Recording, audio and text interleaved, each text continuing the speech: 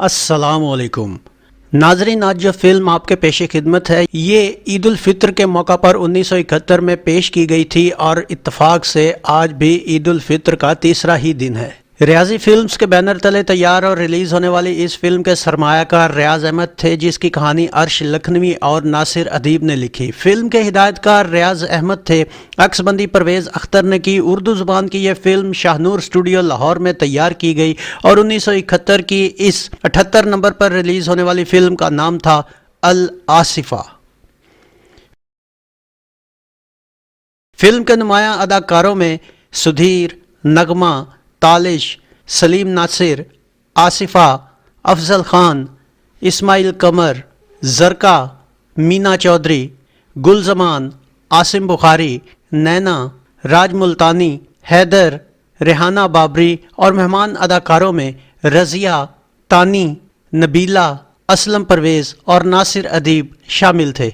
इस फिल्म की कहानी क्या थी, आइए देखते हैं। फिल्म की इब्तिदा फ़लस्तीनी मुजाहिदीन की जिद्दोजहद से होती है, जहां असद अदाकार सुधीर नाम का एक जवान मुजाहिद तमाम मुसलमान मुजाहिदों की क़यादत करता है, मगर असद की मंगेतर आसिफा अदाकारा नगमा का बाप इस्माइल अदाकार इस्माइल कमर जो यहूदी फ़ौज का जासूस होता है, वो असद की माँ अदाकारा तानी और बहन आयशा अदाकारा रजिया को यहूदी फ़ौज के हवाले करने की कोशिश करता है ताकि असद को गिरफ्तार किया जा सके, मगर असद की माँ अपनी बेटी की इज्जत बचाते हुए उसे कत्ल कर देती है और खुद यहूदी फ़ौज की गोलियों का निशाना बन जाती है। उनके मरने के बाद इस्माइल की बेटी आसिफा पर नजर पड़ने पर यहूदी उसे भी उठा ले जाते हैं। यहूदियों के कर्नल आजरा अदाकार तालिश के सामने एहतजाज करने पर इस्माइल को भी मार दिया जाता है। अब आसिफा की गिरफ्तारी की खबर सुनकर असद उसे छुड़वा लाता है। असद और उसके साथी यहूदियों के एक काफिले पर हमला करके उसे तबाह कर देते हैं, जिस पर यहूदियों का कर्नल अजरा अदाकार तालिश एक चाल चलकर सबको गिरफ्तार कर लेता है, जहां उन पर तशद्दुद किया जाता है। मगर असद की तंजीम का एक और जांबाज मुजाहिद हैदर अदाकार हैदर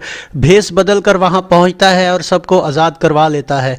इसराइली फौज असद और उसके साथियों का पता चलाकर उनके ठिकाने पर टैंकों से भरपूर हमला करती है, मगर असद और उसके जांबाज न सिर्फ टैंकों को बुरी तरह तबाह कर देते हैं बल्कि इसराइली फौज को भी पसपा होने पर मजबूर कर देते हैं। अब असद और उसके साथी जवाबी कार्रवाई में इसराइल की असलहा की फैक्ट्री तबाह कर देते हैं। जवाबन कर्नल आजरा पूरी ताकत से हमला करके हैदर और इसके बाद असद के साथ उसके कुछ मुजाहिदीन को गिरफ्तार कर लेता है। इस बात की इत्तला असद के एक और साथी मुजाहिद सलीम अदाकार सलीम नासिर को होती है और वो उन्हें आजाद करवाने रवाना हो जाता है।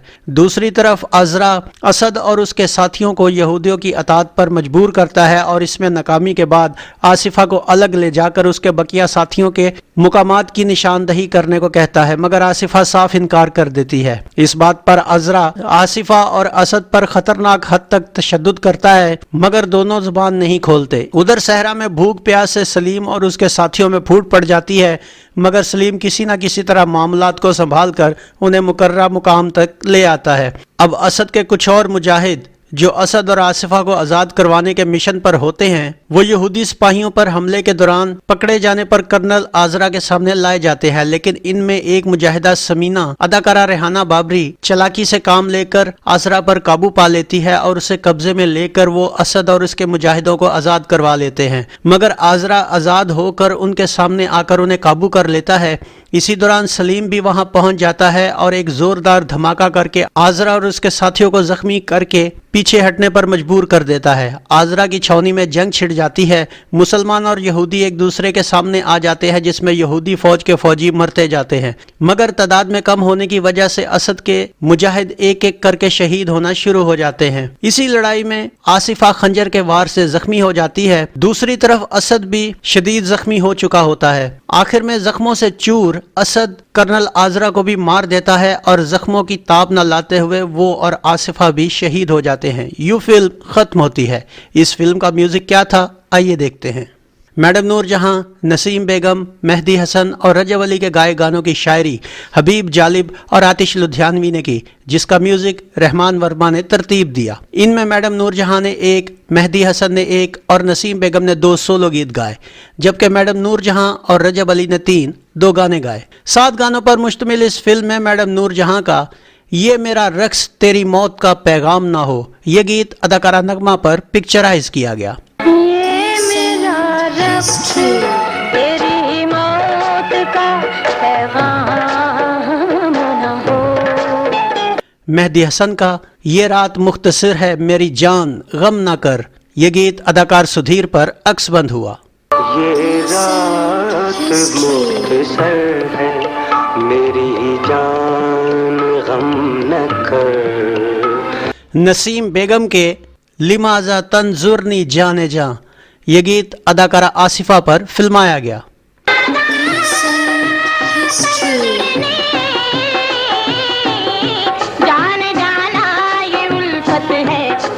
رنگ پہ محفل رقص میں ساکی گردش میں پیمانہ، یہ گیت اداکارہ مینا چودھری پر شوٹ ہوا۔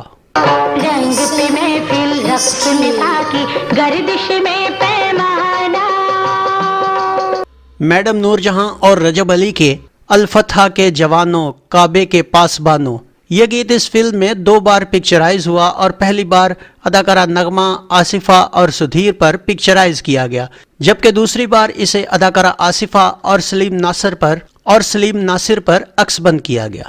الفتح کے جوانوں کعبے کے پاسبانوں، اب وقت آ گیا ہے گھر سے قدم نکالو، چھوڑیں گے نہ دامن کبھی ایک دوسرے کا ہم، یہ گیت اداکارہ نغمہ اور سدھیر پر فلمایا گیا۔ چھوڑیں گے نہ دامن کبھی ایک دوسرے کا ہم، ہوں گے نہ جدا۔